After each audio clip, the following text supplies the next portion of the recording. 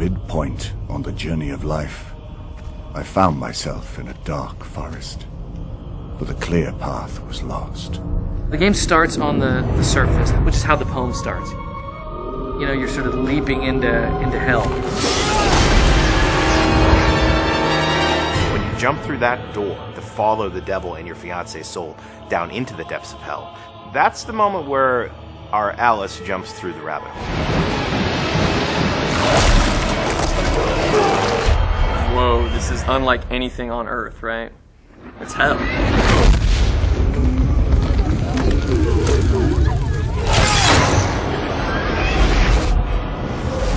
Divine Comedy was written in the early part of the 1300s by a guy named Dante Alighieri. He spends his life dreaming about a woman that he loved named Beatrice, who he never got to be with. He writes this poem, which is basically about his journey through the afterlife to get to her. It's the number one thing that Dante Alighieri is remembered for, is creating that typical view of hell, the medieval vision that has lasted throughout the ages. Dante essentially introduces the concept of the 9 circles of hell. I mean, it lays it out level by level, you know, the punishments of hell and where each sinner goes in hell in these different circles. He's literally like laying out a map of hell. The poem itself was disturbing, and it describes the different rings of hell and all this anguish and suffering.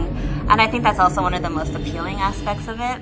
I read the poem and thought right away, like, that's a video game. We can make a video game out of that. Go to hell, that's our game. It's simple and it's to the point. Face the ultimate boss, which is Lucifer himself. Once you hear the pitch about what the fiction's going to be, it just instantly makes sense. One of the most important things for us was to literally follow the map of hell that Dante wrote so clearly in the poem. We're not going to create a circle called jealousy or shoplifting, yeah? We're going to go with the circles that are actually in the poem.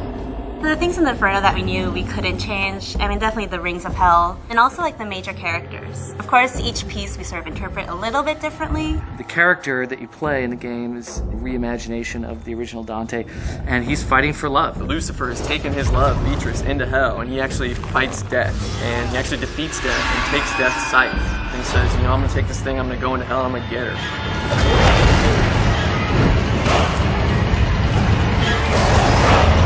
Facing some of the most insane monsters that hell has to throw at him. He's got to be kind of an over-the-top action hero.